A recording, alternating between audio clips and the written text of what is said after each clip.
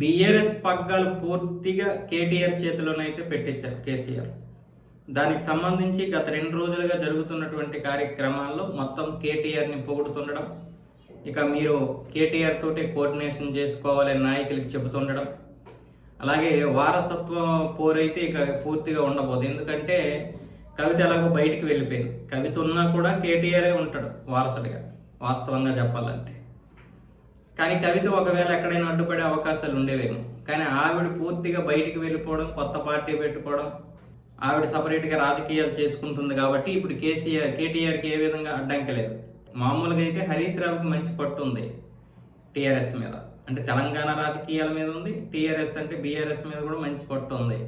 కానీ అతను మేనల్లుడు అవుతాడు. కొడుకుని కాదని ఎవరు మాత్రం ఇస్తారు? ఇస్తే మాత్రం ఊరుకుంటారు ఎవరైనా. కాబట్టి కేటీఆర్కే ఈ పార్టీ పగ్గాలు వస్తాయని అందరూ ఊహించారు. మొన్న 2023లో కనుక పార్టీ ఓడిపోకుండా 3వసారి హ్యాట్రిక్ కొడితే ఖచ్చితంగా 1 సంవత్సరం 2 సంవత్సరాల తర్వాత కేసీఆర్ ఈ పార్టీకి, అంటే అధికారంలో వచ్చిన 2.5 సంవత్సరాల తర్వాత కేటీఆర్ చేతికి అయితే ఖచ్చితంగా పగ్గాలు ఇచ్చేవాడు. కాకపోతే అప్పుడు ఎవరు ఊహించిన విధంగా బీఆర్ఎస్ పార్టీ ఓడిపోవడం, కాంగ్రెస్ గెలవడం, తర్వాత జరిగిన పరిణామాలు, కవిత పార్టీ పెట్టడం, లిక్కర్ స్కామ్లో ఇరుక్కోవడం, తర్వాత కవిత లిక్కర్ స్కామ్లో ఇరుక్కోవడం, పార్టీ పెట్టడం, ఈ పరిణామాలన్నీ మనం చూస్తూ ఉన్నాం. రోజు రోజుకి బీఆర్ఎస్ పార్టీ యొక్క పరిస్థితి దిగజారిపోతుంది, కానీ ఎక్కడ కూడా మెరుగైన పరిస్థితులు కనిపించడం లేదు. దానికి అనేక రాజకీయ కారణాలు ఉన్నాయి.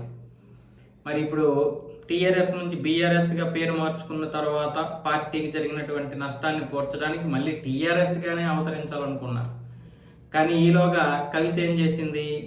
తెలంగాణ రక్షణ సమితి అనే పార్టీ, తెలంగాణ రక్షణ సేన అనే ఒక పార్టీ పెట్టేసింది.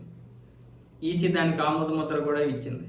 టీఆర్ఎస్ అని పెడతారు. మళ్ళీ వీళ్ళు టీఆర్ఎస్ అని పార్టీ పెడితే కేసీఆర్ టీఆర్ఎస్, కవిత టీఆర్ఎస్ అవుతుంది. కాబట్టి మళ్ళీ పెట్టరు. ఇప్పుడైతే బీఆర్ఎస్తోనే కంటిన్యూ అవుతారు. కేసీఆర్ మాత్రం ఇప్పుడు ఫామ్ హౌస్ రాజకీయాలకి పరిమితం. ఇంకా అక్కడ ఆయనకు ఆ ఒత్తిడి కూడా లేకుండా మొత్తం కేటీఆర్ చేతిలోనే పెట్టేస్తున్నట్లుగా అయితే కేసీఆర్ హింట్ ఇచ్చాడు.